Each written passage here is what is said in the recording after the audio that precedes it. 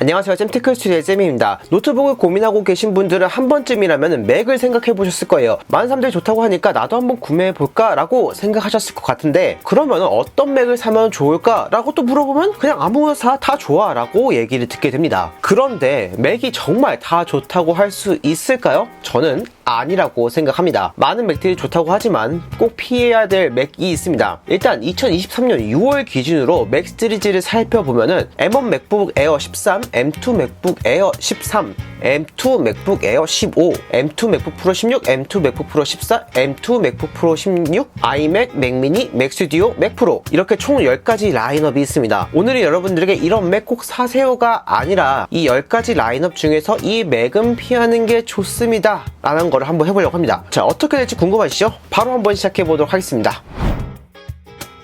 자, 먼저 5위를 살펴보면 M1 맥북 에어 13이 되겠습니다. 여전히 가성비 최강 타이틀을 가지고 있고 2020년에 출시되었음에도 불구하고 여전히 현역급의 퍼포먼스를 보여주고 있어서 많은 분들이 만족하시면서 사용하실 게 바로 이 M1 맥북 에어 13이 될 것 같은데요. 그런데 왜 이 제품을 피해야 되는지 궁금하시죠? 바로 이제는 구모델이 되었기 때문입니다. 현재 공식 애플 홈페이지를 통해서 보게 된다면 10가지 라인업 중에 M1 시리즈가 들어간 라인업은 딱 2개, 맥북 에어와 아이맥 2가지밖에 없습니다. 대부분 라인업들이 다 이제 M2로 넘어간 상황이고요. 최근에 발표한 WWDC에서 최종 목적지라고 할 수 있는 맥 프로조차 M2로 완전 넘어가게 되었습니다. 물론 아이맥이 남았다고 하지만 아이맥 같은 경우는 루머상 27인치 모델이 출시할 거라는 말이 있는데 이때 M1 칩셋을 탑재해서 나올 일은 절대 없겠죠. 무조건 M2 칩셋을 탑재해서 나올 겁니다. 그렇게 된다면 M1 칩셋은 맥북 에어 13 딱 한 개밖에 남지 않습니다. 이렇게 전체적인 라인업들이 다 M2 모델로 넘어가게 된다면은 모든 소프트웨어들조차 역시 M2 중심으로 돌아갈 수밖에 없을 거고, 이제 M2 모델로 꽉 차게 되면은 이제 그 다음 시리즈인 M3이든지 그 다음 버전들이 나오게 되겠죠. 그렇게 되면 점점 M1이 설 자리는 없어지게 될 거고, 지금은 훌륭한 퍼포먼스를 보여주지만 얼마 되지 않아서 조금 답답한 성능을 보여지게 될 수 있습니다. 다시 말하면 이제 M1이 현역으로 남을 수 있는 시간이 그리 많지 않다는 얘기죠. 그래서 현 시점에서 M1 맥북 에어 13을 사기에는 조금 리스크가 있는 선택이기 때문에 이 맥북을 피하는 게 좋습니다 라고 말씀드릴 수 있을 것 같습니다. 4위는 바로 M1 아이맥이 되겠습니다. 4.5K 디스플레이에 M1 칩셋을 탑재하고 컴퓨터를 사면은 마우스와 키보드까지 다 들어가 있어서 하나만 구매하면 모든 것을 갖출 수 있기 때문에 이 역시 훌륭한 가성비라고 생각이 듭니다. 하지만 앞에 말씀드린 맥북 에어 13과 동일하게 이제는 M1 칩셋이 설 자리가 점점 좁아지고 있습니다. 게다가 노트북이 아닌 데스크탑이라는 점에서 많은 사람들의 니즈가 충족되지 않기 때문에 아이맥의 선호도는 조금 떨어질 수밖에 없습니다. 이쁜 디자인과 훌륭한 디스플레이를 가지고 있어서 정말 가성비가 좋은 제품이다 라고 추천을 드리고 싶지만 현재로서는 조금 기다리시는 게 더 좋을 것 같습니다. 여러 루머를 확인해 보면은 아이맥 같은 경우 27인치 모델이 나올 수 있을 확률이 꽤 높아 보이거든요. 현재는 24인치라서 조금 크기가 답답한 느낌들이 있지만 27인치로 더 큰 화면이 된다면은 훨씬 더 편하게 사용할 수 있을 뿐만 아니라 칩셋 교체를 통해서 장기적으로 봤을 때도 훌륭한 퍼포먼스를 보여줄 수 있기 때문에 만약 이 시점에서 아이맥 구매를 고민하고 계신다면 조금만 기다렸다가 새로운 아이맥이 출시되었을 때 구매하시는 거를 추천드리고 싶습니다. 3위는 바로 맥스튜디오가 되겠습니다. 맥스튜디오는 전체적인 모든 라인업 중에서 완전 새롭게 등장한 라인업 중 하나가 될 텐데요. 데스크탑 형태로 되어 있고 1000만원 이상 넘어가는 고가 제품이 인텔 맥 프로와 비교해도 견줄 수 있을 만큼 훌륭한 퍼포먼스를 보여주기 때문에 많은 분들의 관심을 받았었습니다. 하지만 가격이 훨씬 저렴했습니다.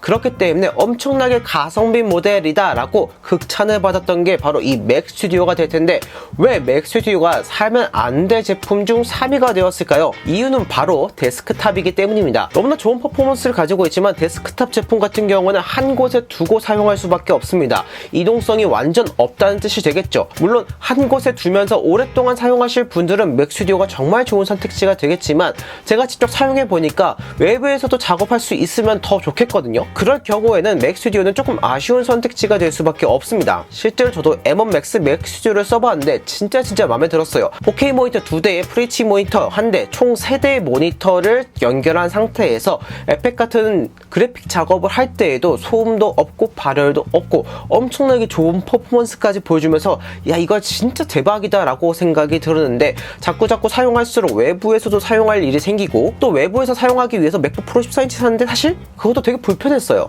그렇기 때문에 점점점 맥 스튜디오의 활용성이 줄어들다 보니까 결국에는 저는 M2 맥북 프로 16인치 모델로 넘어갈 수밖에 없었거든요. 실제로 맥 시리즈 컴퓨터의 선호도를 조사해보면은 데스크탑 형태인 아이맥, 맥미니, 맥 스튜디오, 맥 프로 같은 제품들이 선호도가 높기보다는 노트북 형태인 맥북 시리즈가 압도적으로 높습니다. 그만큼 많은 분들이 장소에 상관없이 노트북을 사용하고 싶다는 얘기가 되겠죠. 이런 점에서는 맥 스튜디오가 조금 아쉬울 수밖에 없기 때문에 3위가 맥 스튜디오를 차지하게 되었습니다. 2위는 바로 M2 맥북 프로 13인치 모델이 되겠습니다. 제가 항상 말씀드리지만 이 맥북 프로 13인치 모델 정말 계륵 같은 모델입니다. 최근에 발표한 WWDC 때문에 맥북 프로 13인치가 2위로 몰렸지만 이게 아니었다면 이 제품이 1위를 차지할 수밖에 없었습니다. 성능이 안 좋아서 그런가? 절대 그런 건 아닙니다. 애플 실리콘으로 바뀌면서 성능적인 측면에서는 모든 라인업들이 최고의 퍼포먼스를 보여준다는 건 확실한 점입니다. 그럼 어떤 이유 때문에 2위를 차지하게 되었을까요? 바로 가성비가 안 좋습니다. 가성비가 안 좋다는 거는 가격 대비 성능이 안 좋다라는 얘기가 되겠죠. 맥북 프로 13인치는 전체 모델 중에서 가장 가성비가 안 좋은 모델 중 하나라고 생각이 드는데요. 좀 비슷한 급의 M2 맥북 에어 14인치와 둘이 한번 비교를 해보게 된다면은 전체적인 가격대가 맥북 프로 13인치가 7만원 정도 더 비쌉니다. 그럼 이 7만원 정도 더 비쌌을 때 어떤 것들이 더 이득이 될까? 조금 더 향상된 스피커와 마이크, 아주 조금 더 늘어난 배터리 타임, 그 다음에 추가된 터치바 정도 되는데 제가 맥북 프로 13인치와 M2 맥북 에어 스피커를 한번 들어봤는데 사실상 거의 차이가 없다고 봐도 무방합니다. 그럼 터치바도 사실 좀 그렇습니다. 뭐 그게 엄청나게 활용도가 높은 것도 아니고 배터리 타임 2시간 정도밖에 늘어나지 않았는데 2시간이면 사실 되게 미비한 타임이라고 생각이 들어요. 하지만 M2 맥북 에어 13인치 모델 같은 경우에는 무게는 좀 더 가벼워졌고 화면 크기도 더 커졌습니다. 실질적으로 우리가 더 체감할 수 있는 부분에서는 M2 맥북 에어가 더 좋다는 얘기가 되는 거예요. 프로라는 타이틀에 걸맞지 않게 에어와의 차이가 너무나 미비하다 보니까 저 같은 경우에는 맥북 프로 13인치를 사라고 하기보다는 M2 맥북 에어를 사는 게 훨씬 더 가성비가 좋다라고 말씀을 드리고 싶어요. 만약 맥북 프로 14인치 모델을 좀 고민하고 계셨던 분들은 조금 더 돈을 투자해서 맥북 프로 14인치 모델로 가시거나 아니면은 차라리 더 가성비를 선택하셔서 M2 맥북 에어로 가시는 걸 저는 추천드리고 싶습니다. 대망의 1위는 어떤 제품일까요? 바로 최근에 공개한 M2 칩셋을 탑재한 맥 프로가 되겠습니다. 6월에 공개한 WWDC에서 드디어 맥 프로의 M2 칩셋을 탑재하게 되었습니다. 정말 많은 분들이 기다리셨을 것 같아요. 그런데 출시하고 나서 보니까 이게 왜? 라는 생각밖에 들지 않았습니다. 왜냐하면은 기존에 존재하고 있던 맥 스튜디오와 큰 차이가 없기 때문이에요. 그래도 맥 프로인데 전체 맥 시리즈 중에서 가장 최고의 성능을 보여주는 컴퓨터인데 그래도 뭐가 좀 다르겠지 라고 살펴봤는데 칩셋, SSD, 램 같은 경우 차이가 일절 없습니다. 완전 똑같다는 거예요. 어떤 차이점이 있냐? 약간의 포트가 조금 더 추가되고 PCIe 2 슬롯이 추가되었던 것 외에는 어떤 차이점도 발견할 수 없었습니다. 물론 이 PCIe를 통해서 더 업그레이드 할 수 있는 가능성은 높아지겠지만 그 슬롯이 추가되었다고 무려 450만원을 더 추가해야 됩니다. 물론 완전 고성능 사용을 요구하시는 분들에게는 이 슬롯이 있고 없고 차이가 분명히 있겠지만 이게 과연 450만원의 차이를 만들 수 있을지에 대해서는 굉장히 의문이 드는 점입니다. 애플 실리콘으로 넘어오면서 상위 기종들의 장점들이 좀 잘 보이지 않아서 그 포지션이 되게 애매하다. 오히려 사고 싶지 않고 그 바로 밑에 있는 가성비 라인들을 사는 게 더 좋겠다라는 생각이 많이 들었는데 이번에 출시한 M2 맥 프로도 이 점을 피하지 못했다라고 생각이 듭니다. 저는 오히려 맥 프로를 구매하기보단 차라리 맥 스튜디오를 구매하는 게 가성비 측면에서 또 성능 측면에서 가격 측면에서 모든 면에서 훨씬 더 좋지 않을까라고 생각이 들더라고요.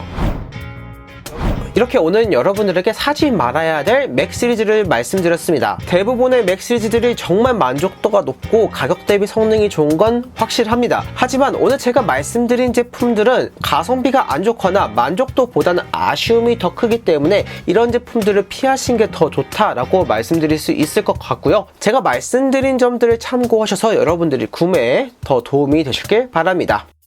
오늘은 여기까지입니다. 영상을 보시고 도움이 되셨다면 좋아요와 구독 버튼 눌러드리기 부탁드립니다. 감사합니다. 이상 잼이었습니다.